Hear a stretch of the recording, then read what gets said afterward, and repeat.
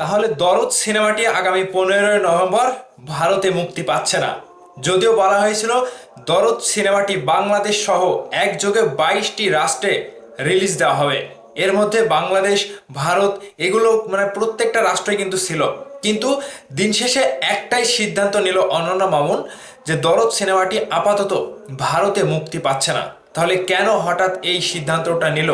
আসলে ভক্তদের মনে একটা প্রশ্ন জাগছে, বিশেষ করে ভারত থেকে যারা ভিডিওগুলো দেখেন এবং ভারতে যারা সাকিবিয়ান রয়েছেন, সাকিব খানের সিনেমাটা দেখেন, এক কথায় আগ্রহ নিয়ে বসে আছেন, তাদের জন্য একটা দুঃসংবাদ। আর সুখবরটা হচ্ছে আরেকটা, দরদ সিনেমাটি আগামী 15ই নভেম্বর বাংলাদেশে মুক্তি পাওয়ার পরে 2 সপ্তাহ পরে ইন্ডিয়াতে রিলিজ করা হবে। তার একটা কারণ লক্ষ্য করা যায়, সেখানে একটি সিনেমা 15 তারিখে রিলিজ হতে যাচ্ছে। এমনকি দরদ সিনেমাটি বাংলাদেশের সাথে মুক্তি দিলে, ভারতে মুক্তি দিলে আরও কিছু নেগেটিভ দিক রয়েছে। কিন্তু মানে বাংলাদেশে যত সাকিবিয়ান রয়েছে, সাকিবিয়ানরা কিন্তু সাকিব খানের সিনেমা এলেই হুমড়ি খেয়ে পড়ে। আর কলকাতায় যখন সিনেমাটা রিলিজ দেওয়া হয়, তখন কলকাতায় মুক্তি দেওয়ার পরে সিনেমাটা কিন্তু রিক্সের মুখে পড়ে। আর রিক্সটা হচ্ছে কলকাতায় রিলিজ দিলেই সিনেমাটা পাইরেসি হয়ে যায়।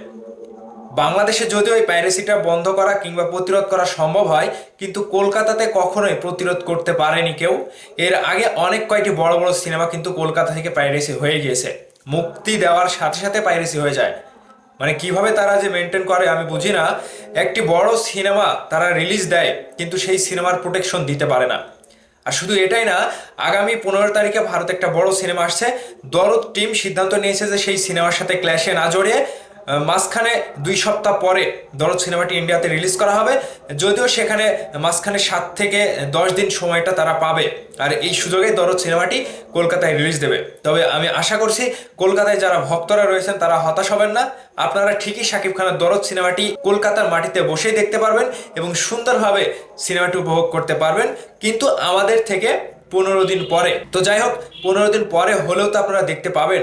এবং হিন্দি ট্রেলারটিও কিন্তু রিলিজ দেওয়া হয়নি এই কারণেই যে বাংলা ট্রেলারটা বাংলাদেশ এখন চালায়, যেহেতু বাংলাদেশে রিলিজ পাচ্ছে। আর যখন কলকাতায় রিলিজ করা হবে, পুরো ইন্ডিয়া জুড়ে রিলিজ করা হবে, তখন ওই হিন্দি ট্রেলারটা রিলিজ করা হবে, যাতে করে সকলের মাঝে একটা প্রচারণা হয়, কিংবা দরদ সিনেমাটি ইন্ডিয়াতে রিলিজ হচ্ছে সেটা সকলে জানতে পারে। এটাই হচ্ছে মূল কারণ যে দরদ সিনেমাটি ইন্ডিয়াতে এখন রিলিজ না দেওয়ার সিদ্ধান্ত দরদ টিম এই জন্যই কিন্তু নিয়েছে। তো ভাইবাদার্স, ইন্ডিয়া থেকে যারা ভিডিওগুলো দেখেন এবং ইন্ডিয়া থেকে যারা দেখছেন, অবশ্যই আপনারা মতামত জানাবেন যে দরদ সিনেমা দেখার জন্য আপনারা কতটা আগ্রহ নিয়ে বসে আছেন। অবশ্যই ভিডিওর নিচে কমেন্ট করে জানাবেন। ধন্যবাদ সম্পূর্ণ ভিডিওটি দেখার জন্য।